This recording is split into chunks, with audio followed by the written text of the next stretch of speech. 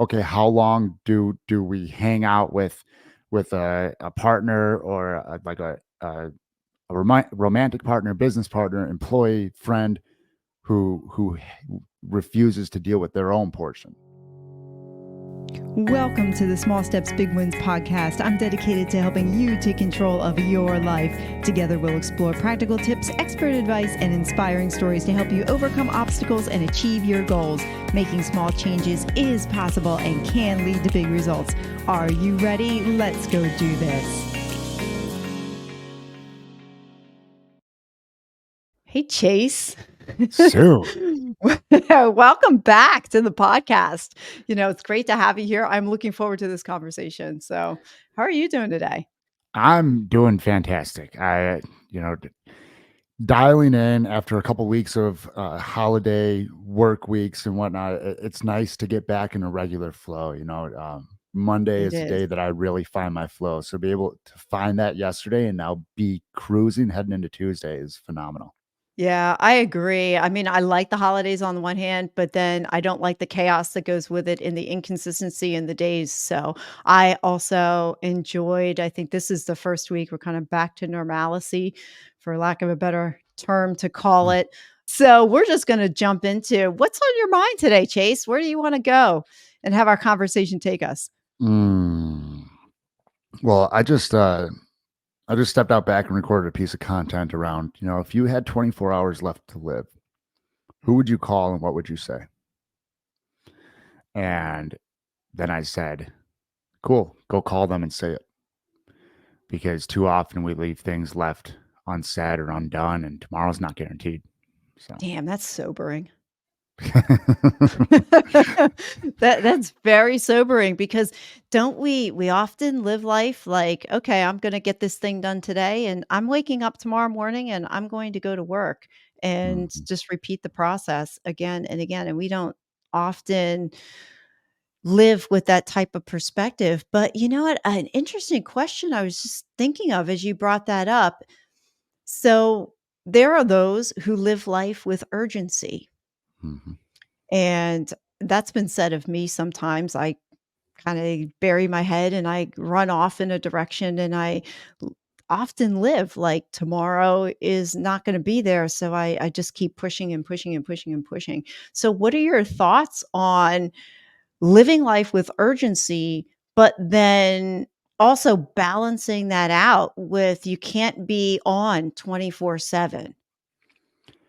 Phenomenal follow-up question to what I opened with there, because there's the word balance. I like homeostasis better than balance. Mm, There's a homeostasis to be found. All systems operate in unison, and yeah, that go, go, go can sometimes leave us missing things right in front of us. And that go, go, go can sometimes leave us not having the conversations that I'm talking about, leave us not having the important conversations, the important connections. And there's something to be said. I'm a big fan of consistently taking action towards where you want to go. And there's also, like, if you're driving a race car and you're constantly on the gas, you're going to overshoot the turns. Sometimes you got to slow down to turn. Sometimes you have to go in and take a pit stop and refuel and get new tires and get new brakes. So there's seasons for different speeds and different angles on life. And the one thing that I want to capitalize each and every day is relationships and connection. Because in a world of online influencers and whatnot, like the internet's amazing. Like we're doing this podcast right now, and we can get so wrapped up in chasing the next best thing and leave the stuff that really matters by the wayside until it's too late. mhm. What do you do in your life that helps you differentiate between what's important to you and what you can put by the wayside? Hmm. Great question that I've pitched to my clients on this one. That I asked myself first a few years back was, uh, are you still going to have that thing in your life 5 years from now? Is it Mm, important for you to have that thing or that person in your life 5 years from now? And if it's a no, cool. What's another thing that you're not putting energy into that you do want in your life 5 years from now?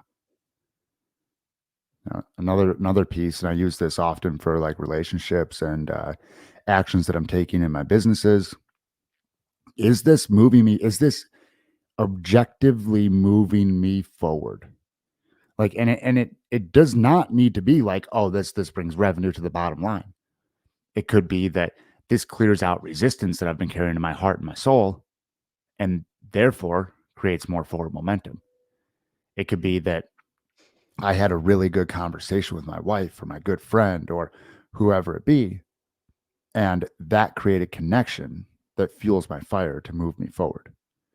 But something that legitimately serves me, and to give an actionable answer, slowing down, Mm. taking 10 deep, just, you guys don't need to meditate. I highly strongly invite people to explore meditation and um, slowing down, sitting down, and taking 10 slow and deep nasal breaths.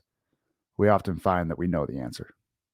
I can appreciate your perspective on slowing down and how fast, like when you're running a million miles an hour, you really are going to miss those things. You can miss those things that are right in front of you. And while we're running really fast, I think some of the things that we can give up might be the accuracy in our lives, that to be accurate, to assess what's going on Mhm. in front of us, and then have the honesty within ourselves to accurately assess what's going on in our lives. And I bring it up because I know you had a post, I guess it was yesterday or Yeah. the day before, talking about, Confidence. yeah, accuracy and honesty with oneself, and I would throw in there authenticity. So talk about that post that you had, and, how can being accurate and honest, how can that help or hinder one's growth when they're going into the next best version of themselves? I love this because it's a cycle of accuracy and honesty and authenticity. Mm, Oftentimes, if people are operating from a place of capital CON, confidence, conning themselves into it, they'll believe that they're being authentic because they're like, well, this is who I believe I am. Why isn't it all working out for me? I'm showing up as my best self. They're telling themselves a bunch of lies, a bunch of feel good mm. lies to avoid looking at the corners that they don't want to look in. I had one of my business coaching clients today. He's like, yeah, like I didn't get to some stuff, and I'm like, cool, let's look into that. And a couple layers deep was a failed relationship from years ago Wow. that was pinging around in his subconscious. And until we go in there and say, well, this is holding me back, and I'm going to feel and process this. Okay, now I can actually get in touch with myself. And now I can be more accurate and honest about what's going on. And now I'm more authentic. And wait, now once I'm more authentic, this is where that circle comes in. Now, once I'm more authentic, now I can be more accurate and more honest. And I mean, accuracy and honesty is like ogres, which are like onions, and there's layers. A little Mm. Shrek reference. He didn't see it himself, did he? No, we often don't. There, Mm. I've had people tell me and see it in me that I embody just about everything I talk about. Um, I slip up at times. My wife will tell you that. She also says that I live it pretty damn well. Take out the pretty. And at the same time, having somebody in your life that will, whether it's a coach, a friend, a mentor, I mean, I hire a coach twice a year because somebody to ask the questions or to just straight up. I had a coach tell me, he looked at my Instagram feed one time in the past. He's like, dude, can I just be honest with you?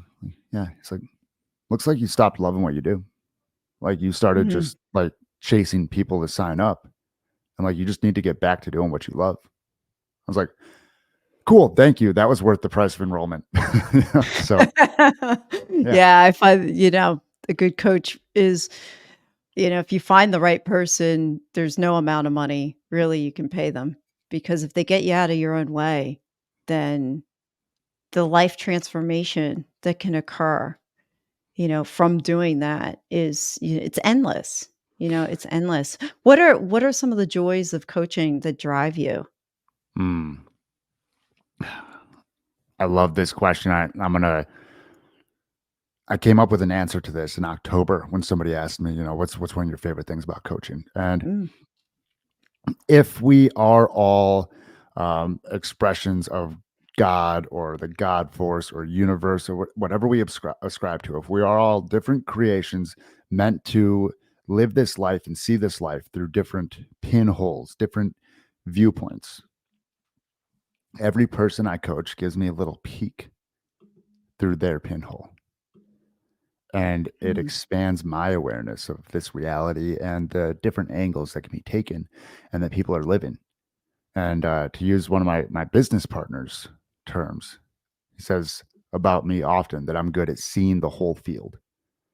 mm, And coaching for me personally, my personal gain, my selfish gain from it is that it allows me to see more of the whole field, to see the whole mm. game. Because life may be a game, and we're here to play it anyway. Yeah, right. I've heard that said before. Life is a game and then learn to play it well. That's your Yep, job. I heard Yeah, Alan Watts say that first. you've Yeah. been in the coaching space a long time. Do you see a shift, like, in the personal coaching space? And the reason I ask it is because I had a very interesting conversation yesterday with a lady who has been in the personal coaching space for over 20 some years, and she was mentioning that to me. She said, "Yeah, I just see a big shift out there where the coaches are not what they used to be." So, I was Hmm. just curious on your take. I think my take is that coaches are truly becoming coaches. Mm, Um, they're truly helping others unlock their light and their power inside of them and step back into it, a power that they likely squelched that they've always had that they locked away for some reason. And then it's a refinement of the craft on a large scale. Like, yeah, coaches were coaching before, and it was okay. What tools do we have? Well, I have my own life experience, and I can lean on that. And when we stop leaning on, like, yeah, we can lean on our own life experience. And when we start just handing people a flashlight and walking with them while they tinker around in their own stuff, they can find themselves as opposed to trying to become the coach. Hmm, interesting. Yeah, I didn't know. I'm new. Like, I talk Yeah. to a lot of coaches, but new in the kind of new in the space. And the one thing I have seen is a number of coaches, and they've come across me because of what I'm building on the back end. And some of them are, oh, you can make money doing this. And I think for me, that's a real concern because if Yeah. money is your driver, then, the importance of coaching and the depth of coaching is really I mean, you're toying around with somebody's life. Yeah. You're going into the weeds, into their brain, into their space, that's not something to be taken lightly. No, the Mm, unfortunate truth about that is that a lot of people are unaware that they have deeper work to do. mm, They're sitting on mhm. the surface and they think, I need more money, or I need a better body, or I need my wife to love me more.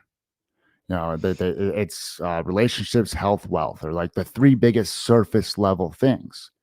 Yeah. And I look at some people out there, and I look at their messaging and their market. I'm like, man, this guy's so full.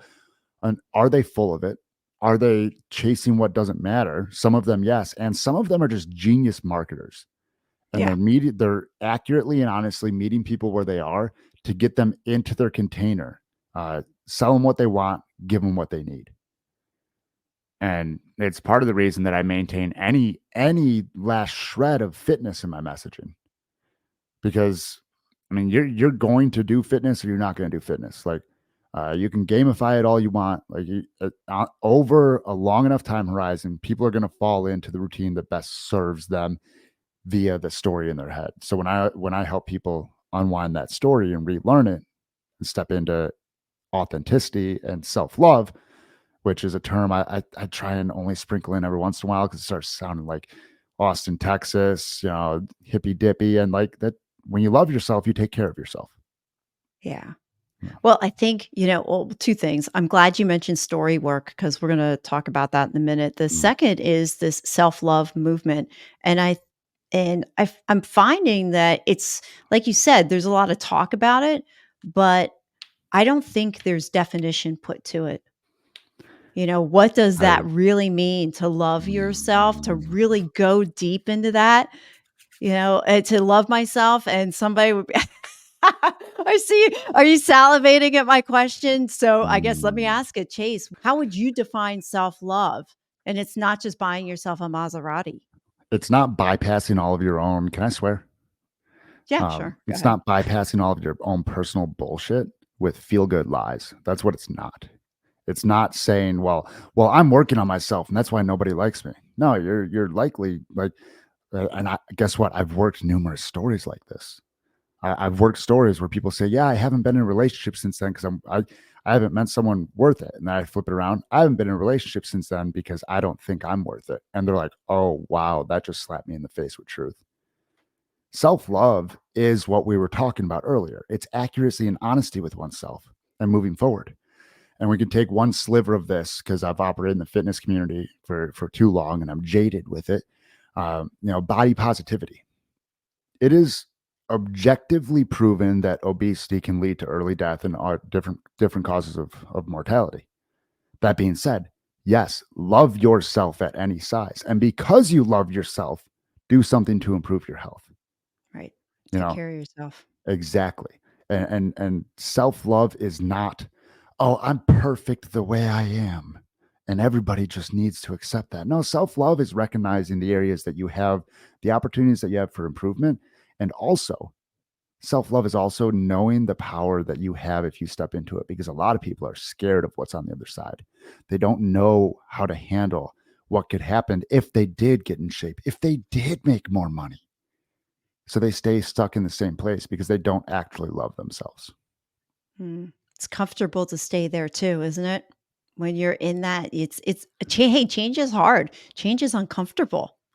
It's People don't want to go comfortable. there. It's comfortable until you learn what's on the other side of it. Mm, And then you realize that it's anything but comfortable.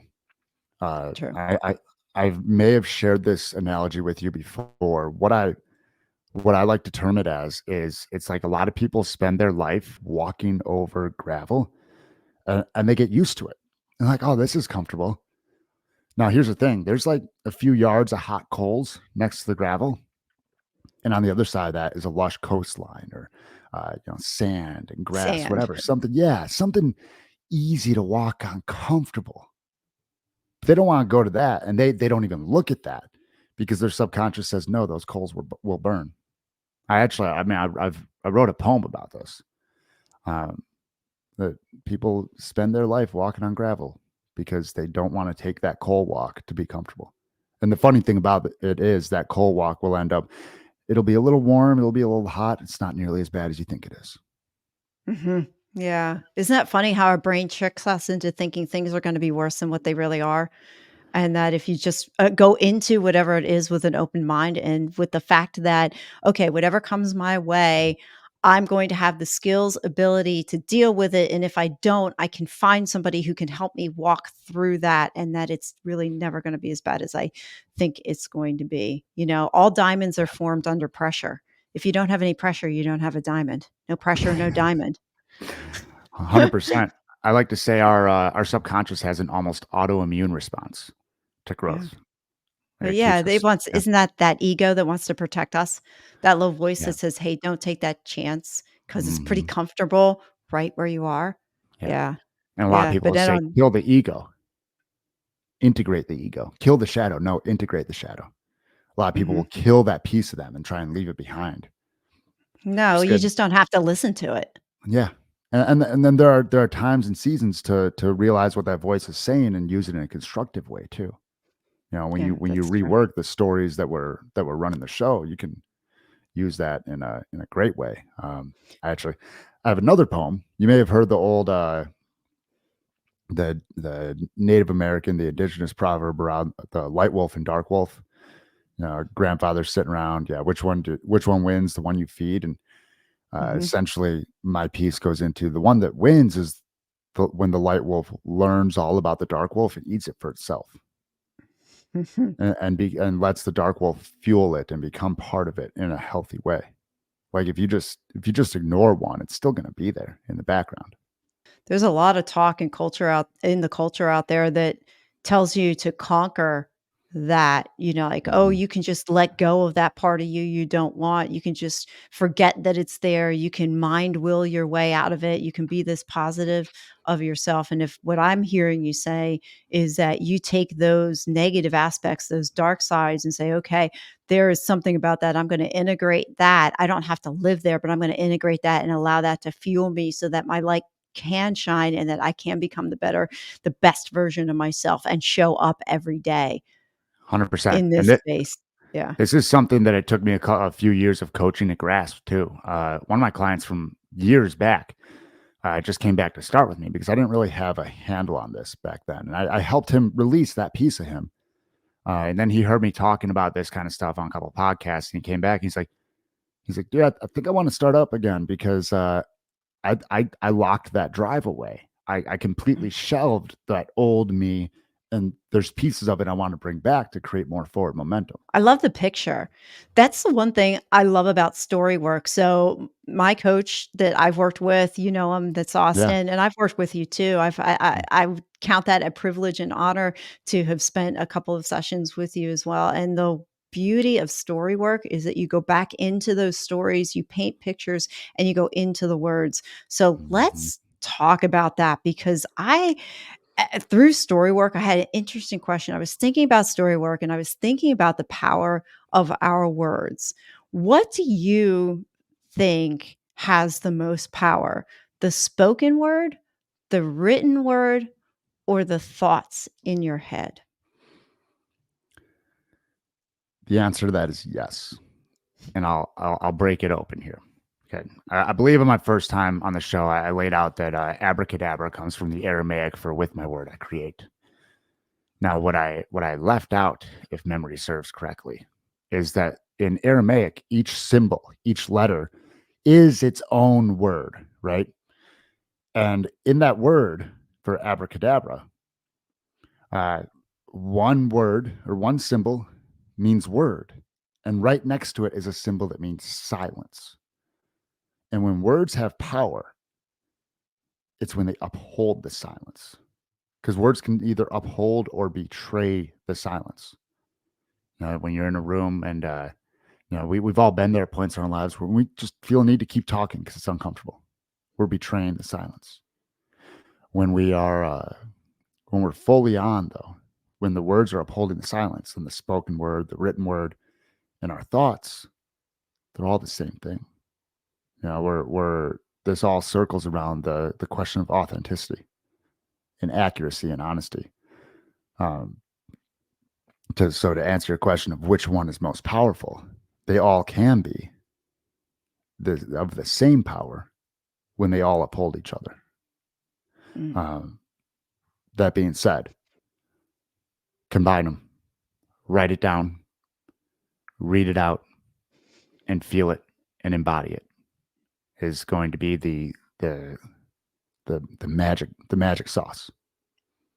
So it's really taking all three of them then. They Yeah, equally have power in their own way. And I just thought for those who know of or understand the Trinity, God the Father, Jesus the yeah. Son, the Holy Spirit, that's kind of, I mean, I know a little bit about that. That's kind of what like the spoken word, the written word, and the thoughts Yeah. are. If we look at them that way, I don't put them on I don't put them on the deity scale. I'm just saying that they could operate synergistically. Very interesting. Talk about the I'm what wearing a did you show necklace up? with an alchemist pendant that has 3 rings in it. Yeah. So I don't know about that. I know about The Alchemist, the power of the alchemist. I do repeat a mantra for myself. This is, I have the power of the alchemist within me and the ability to create the life that I want. An alchemist is somebody who takes something you want to define it? Define the alchemist and define what you held up. I mean, I like where you were going with that, and Oh, go yeah, ahead. alchemy, right? You can create create what you want out of anything, essentially. The alchemists of old were, the story goes that they were trying to create gold out of stone, and that's more of a metaphor as of late that we can create that gold within us, create that gold in our lives, and talking about, thoughts and written word and spoken word.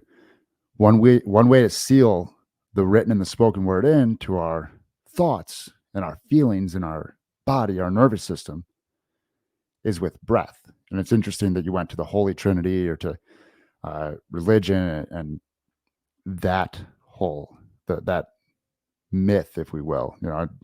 Uh, Something's likely real, and we'll refer, all of the story throughout time.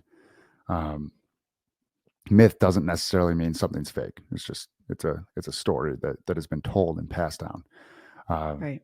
in the Kabbalah, there is a word for God, and that word is said to be like unpronounceable. It's not, I had my friend Shifra Bloom on my podcast, and she broke this one open, and because she had a dissertation called "What is God," and that word, if we were to say it, would sound a little bit like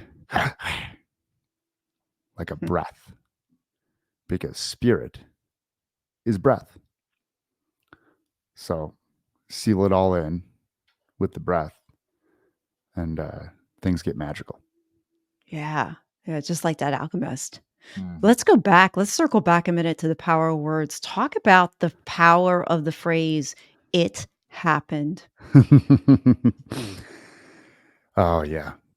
The amount of people that I've seen, like I type it out on the document and then I just see like a single tear start rolling because the ownership, and that's what it is. What's so powerful about it? Well, that's exactly, it's ownership. It's Yeah, it's it's ownership. and this whole episode could be titled "Accuracy and Honesty with Oneself" at this point, because Yeah, let's keep rolling. yeah, because it is it's it happened. For a personal anecdote version of this, the night my brother passed, I on the way home, because I knew this work, I was already deeply immersed in this work, and on the way home from the hospital, after watching, the essentially the plug be pulled and my brother's heart stop, his heart stopped 2 seconds after I reached up and felt his pulse on his neck still.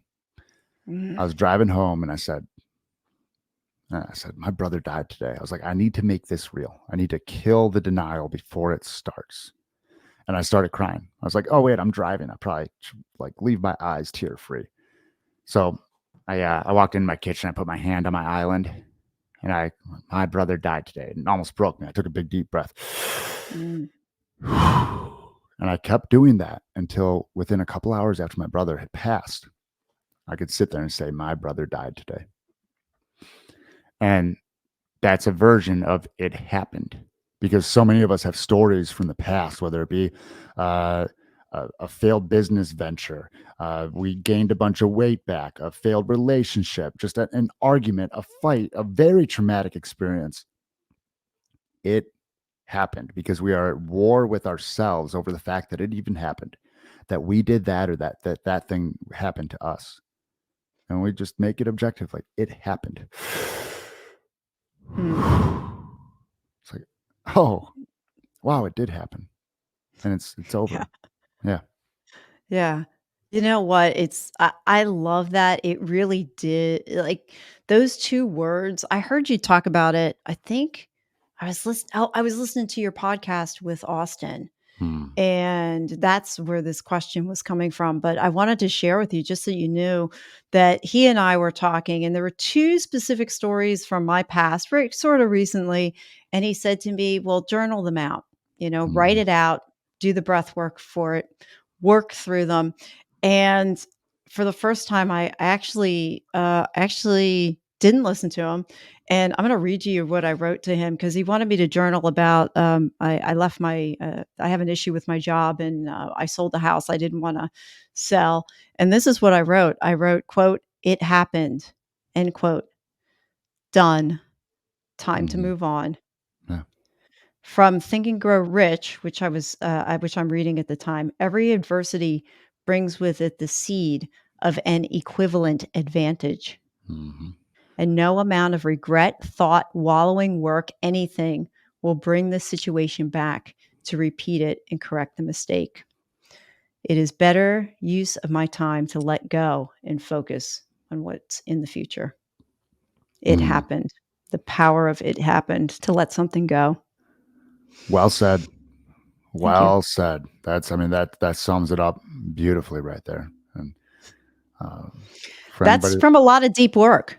it is. Honestly, Chase, to get to that point, to write something like that, to say it happened and to let something go 7 months ago, I could not have written anything like that on paper. Well, and I'm so glad you said that because I was going to say if anybody's listening to this and they're like, they try that and like, well, it didn't work. You've done the work to like go deep into some of your stories and release them. So and once we've done that and we've patterned that into our nervous system, we can for certain stuff that is I'll say light enough. It might still be heavy, but it's light enough to go straight to that. We can go, it happened. Mhm. Cool. Let's keep going. Yeah. Yeah. Yeah. That I mean, for those 2 cases, I actually think I have written them out at some point, Yeah. and what we were just talking about, I've been through, 6 months now. It's been 24 weeks of coaching. I probably have, I know I have a document that the last count when I looked at it, it was 63 pages of Yep. journaling out stories of my Yeah. life that I had to let go of, but it works. I mean, at first, I didn't understand why I was doing what I was doing, but now later and the release and change that it's caused, I've come to appreciate and honor Mm. the language that we speak and how we use the words that we do. There's that's beautiful. Andrew Huberman, he runs like the biggest like health and wellness like science-based podcast right now. And he released an episode on a very specific journaling protocol that's had hundreds of peer-reviewed papers done on it since the 80s. Hmm, And the process of this, story work is a four-step process. You write it down and you read it out 3 times, 3 different ways with breath. This journaling protocol, you write your story out 4 times over four hmm, days or 4 times in a week. It's still four-step in a story. Where that protocol falls short is slowing it down, putting the breath in for pattern interruption, and still that story work light, if we will, is still proven to mm, to make people feel better. And he highlights in there that as people go through writing that story multiple different times, by the fourth time they're using better words. And it's not knowledge of words, it's not bigger vocabularies, it's which words we use that are proven in these peer reviewed studies to increase levels of happiness in people. personally, I like the breath work. There Yeah. was actually a story or 2 that I wrote it out, and I couldn't actually go through the step of breathing it through. I was actually to the point where it's like, I can't even do breath work on this story yet, and, sometimes they're just there, you have Yeah. to go back and play around with them, but for me personally, I know by the time I read something by the 4th time, Yeah. the first time I read it through, I'm crying hysterically. By the 4th time, it was completely neutralized. Yeah. I think it's just amazing that something like that I've never heard anything like that before, and still I until I started coaching, and it was able to bust through, I'm 50, I'll be 52 next week. I mean, it was able to annihilate things that happened to me 45, 50 years ago. It's incredible. It's amazing. Yeah, and I'll say this, sometimes it is too early for a story. Other Mm, times there's more to be felt. Joseph Campbell said any feeling felt all the way through is bliss. And sometimes it is uh, okay, what am I blocking myself from feeling? And a tool that I use with my clients, I give all this stuff away for free. Like if you guys want to be guided through it, I'm here, and I want to see everybody win. Tool that I use with my clients, if they're like running into something like I don't know what this emotion is, I don't. Hands on the heart, eyes closed, I'm safe. Big deep breath. mhm. And repeat that until the emotion comes. Yeah, yeah. Yeah. It's amazing how the brain, tricks us sometimes to thinking that there's something Yeah. tricks Yeah. us into thinking that something is real when indeed it's not. I like to say our stories are like the boogeyman in the closet, and working them with story work is like grabbing a flashlight and realizing it's just a pile of old laundry. Love that. You mentioned Joseph Campbell and the quote, I've heard that quote before about bliss. What's your definition and thought of bliss? Because we hear that word, but everybody should be blissful. We should be happy. What's your thought? like you feel like you're floating, and you could feel that whether you're happy or you're sad. Likely not when you're angry, because anger is usually a misunderstanding of our own self and our own ability to communicate with ourselves and with others. Um, you can feel that at the end range of any authentic emotion. And bliss is unlocking your heart and tapping into your most truest and most rawest self. And this all ties into what we opened up with accuracy and honesty and authenticity, because bliss is authentically feeling, and um, bliss is available at any given moment if we want it. And if you sit in meditation for long enough, you'll get there. It's a quiet mind, it's a calm nervous system, and it's a clear sight on what actually lies in front of us. And in a sense, if I can draw this one out just one more time, bliss is as close as we're going to get to enlightenment, because my favorite definition of enlightenment is to see reality as it actually is. And to me, when we feel our feels all the way through, we can leave behind the cognitive dissonance that was creating blinders or different shade on reality, and we can see ourselves as we actually are, and then Mm. see reality as it actually is. And part of it too is like, if you sit down to meditate, you're like, I want to see what kind of bliss Chase is talking about, and like all these thoughts and feelings come up. One, either sit with it until it dissipates, or two, get out a pen and paper and write it down. Get it Mm. out of your head. It's there's the adage that if you don't have 20 minutes to meditate, if you think you don't have 10 minutes to meditate, meditate for 60. Do you think bliss is something we can live in for an extended period of time? Now we're gonna start tapping into like the seven hermetic principles, the Kabbalion, and that's a big yes. And like, if we look at like the law of Mhm. rhythm, the pendulum will always swing.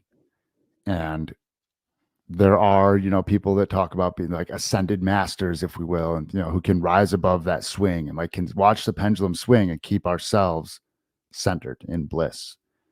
And I've personally gotten to it like a point at times where I'm like, hey, yeah, like I can see what's going on here. I can recognize that I am still good. The large I, me, I'm still good. Mhm. And it takes reps. I mean, if Yeah. meditation is a way to cultivate that, they talk about 1,000 hours of something, being a professional, being world class, being fluent in it. Like, it takes a long time to cultivate 1,000 hours of sitting with yourself. Mhm. Like, even if you're doing 20 minutes a day, that still takes a long time. So I mean, that's at most what, 100 hours a year. You're still looking at 10 years. So Yeah. yeah. Yeah. Takes a lot of discipline to do that.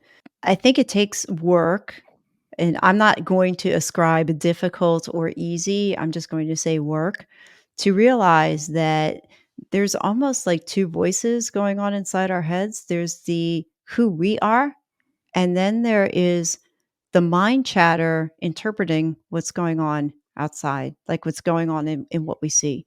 Mhm. And I was reading last night in Michael Singer's book, let me see, Living Untethered. Mm. It's a third of his trilogy, Living Untethered, and he was talking about, to actually recognize this, to just close your eyes briefly and then open them and then just see the one thing that's in your room without emotion, without anything. You just look at it. It's like, okay, yep, you see it. Okay. So it's you who's viewing that object. And he said, close your eyes, do it again, and then scan the room.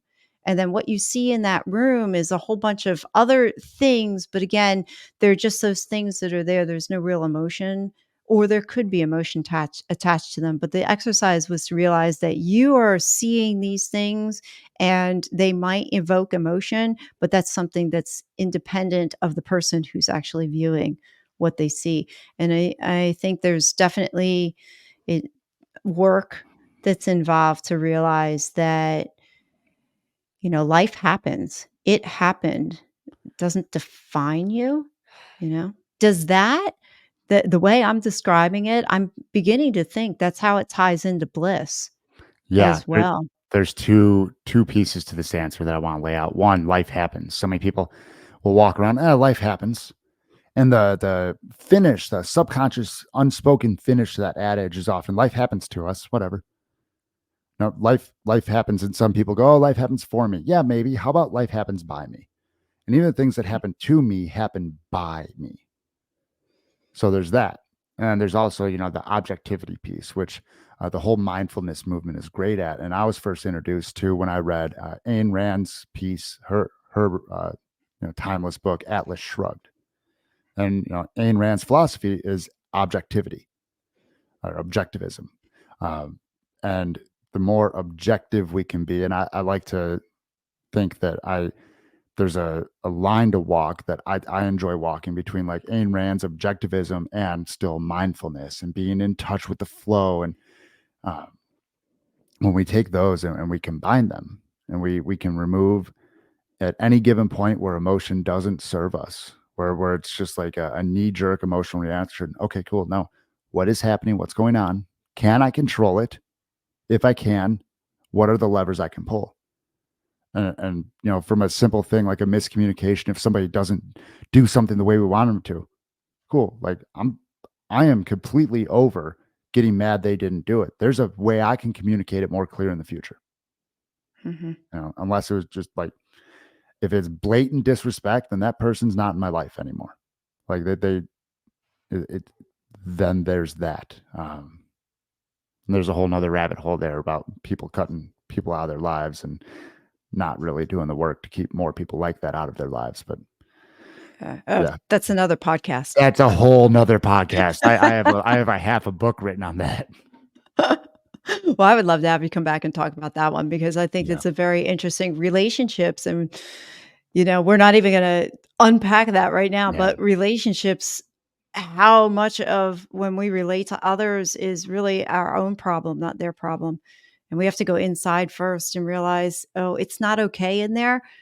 Mhm. You have to be okay with the fact it's not okay in there and that it can affect the relationships you have on the outside. Yeah. And So to give credit, like it does take two to tango. And sure. there's always the possibility in a relationship that like the other person just hasn't dealt with their stuff. And it's like, okay, how long do we hang out with a partner or like a romantic partner, business partner, employee, friend who refuses to deal with their own portion? Yeah. There Yeah. is that side of it. And as long as we control what we can control, everything else will tend to work itself out a lot better with a lot less resistance. Yeah, that's true. That's Yeah. true. And sometimes, yeah, sometimes it is just walking away and having the strength to know it and the perception, the actual awareness to know that, wait a minute, this isn't serving me. And that's not always an easy thing to do. And that's Yeah.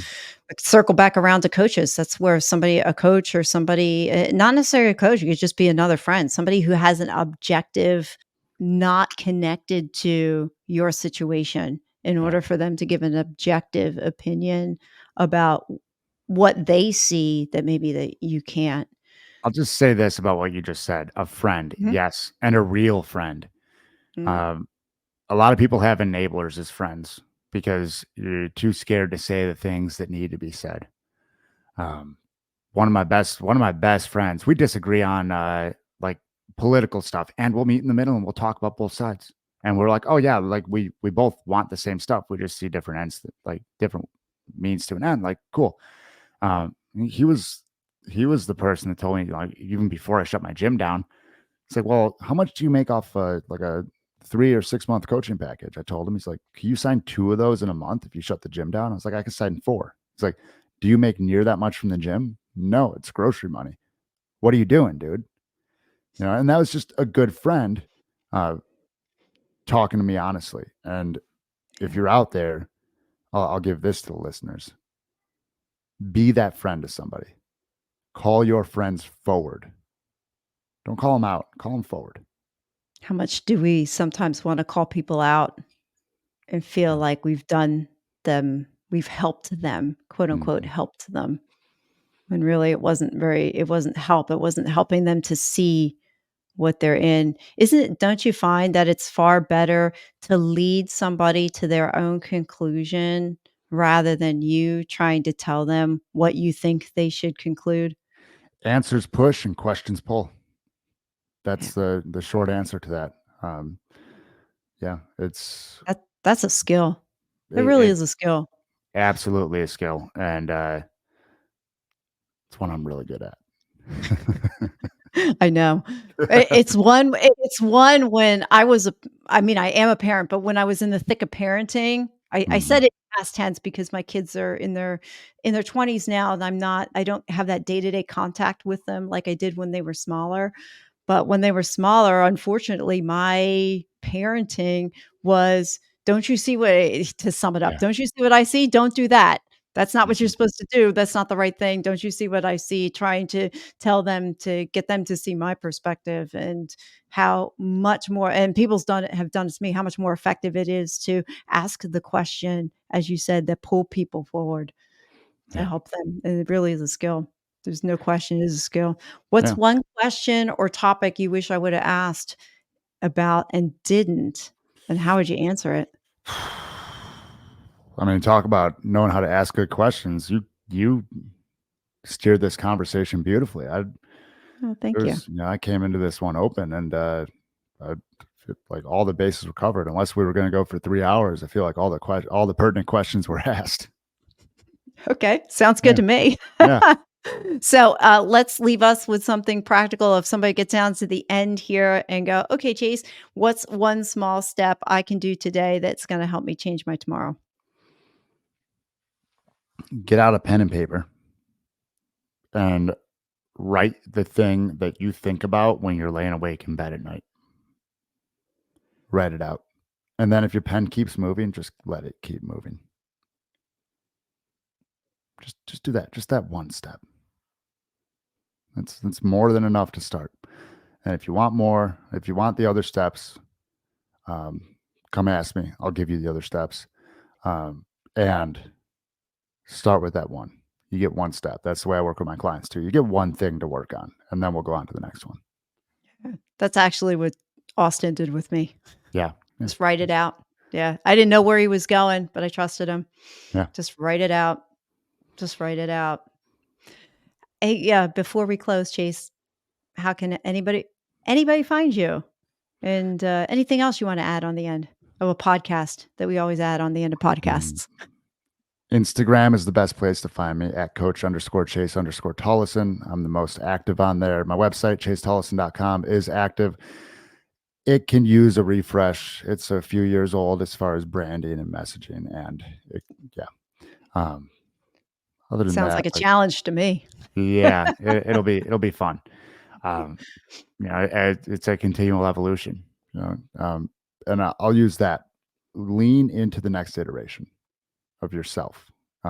There's been your next version of you has been knocking on the door for long enough. To everybody listening, open the damn door and have a conversation with them. Love it. Yeah, Thanks, Chase. thank you. Thank you for listening to another episode of the Small Steps, Big Wins podcast. I value your time with me and I seek to make every moment count. In order to make lasting change in your life, listening is usually not enough. So I want to ask you, what practical steps are you going to put into action today as a result of listening to this podcast? Remember, any step, any action, no matter how small, starts your journey to a big win. And if you're not sure where to get started, check out my website, personalcoachfinder.com, and find someone who can help. Remember, life doesn't get better by chance, it gets better by choice. Take small steps today and make your life awesome, friends.